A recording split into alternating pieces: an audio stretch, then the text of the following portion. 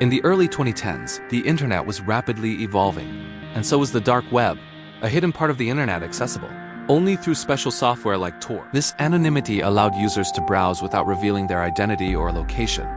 In 2011, a man named Ross Ulbricht, a 26-year-old from Austin, Texas, launched a website that would become infamous worldwide, Silk Road. Ross Ulbricht, who used the online pseudonym Dread Pirate Roberts, had a vision. He wanted to create a completely free market digital utopia. His idea was to build a marketplace where people could buy and sell goods without government interference. The main products sold on Silk Road were illegal drugs, but there were also counterfeit IDs, hacking tools, and other illicit items. Bitcoin, which was relatively new at the time, became the primary currency on the platform because of its anonymity. Silk Road quickly gained popularity. Buyers and sellers could interact without revealing their real identities. The site used sophisticated encryption and a built-in reputation system to foster trust. At its peak, Silk Road was making millions of dollars in monthly sales.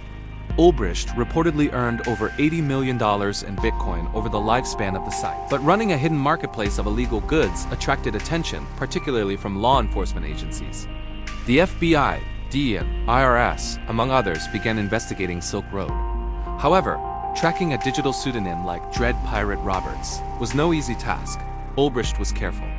He never revealed his real name online and took multiple precautions to hide his identity. Despite his efforts, investigators found weaknesses.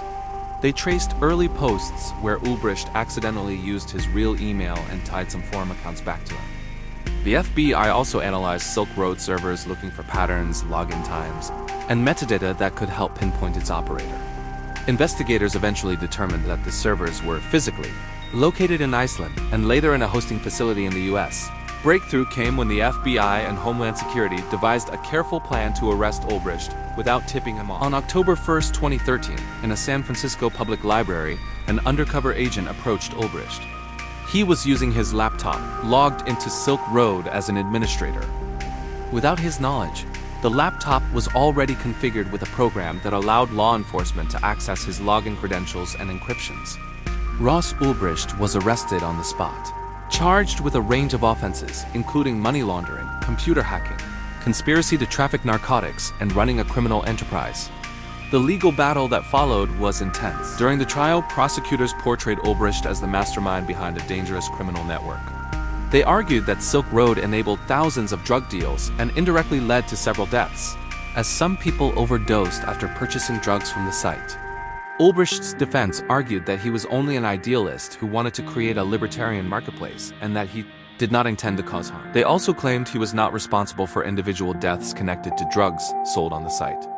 In February 2015, after a highly publicized trial, Ross Ulbricht was convicted on 7 charges, including conspiracy to commit money laundering, conspiracy to commit computer hacking, and conspiracy to traffic narcotics. In May 2015, he was sentenced to life in prison without the possibility of parole. The harsh sentence sparked debates about internet freedom, the ethics of cryptocurrency, and whether the punishment fit the crime. Many argued that while Ulbricht ran an illegal marketplace, life imprisonment was extreme, especially for a non-violent crime. Following his conviction, Ulbricht's story became a symbol of the dark web era. Silk Road itself was shut down, but its model inspired numerous copycat marketplaces. The FBI seized over $28 million in Bitcoin linked to Silk Road, which were later auctioned off. Ross Ulbricht continues to appeal his sentence, arguing that his trial was unfair and that he deserves a second chance. Advocacy groups and some politicians have campaigned for his release or sentence reduction, citing the precedent it sets for other internet entrepreneurs. The Silk Road case also had wider implications. It was one of the first major cases showing how cryptocurrency, encryption, and anonymity could intersect with crime. It spurred governments worldwide to focus on regulating digital currencies and monitoring dark web activities more closely. In the end, the story of Silk Road is a cautionary tale of innovation, anonymity, and the law. Ross Ulbricht started with a vision of freedom and free markets, but the tools and systems he created to operate outside the law ultimately led to his downfall. While some see him as a criminal, others view him as a modern-day idealist, caught in a conflict between libertarian ideals and the realities of criminal justice. What do you think?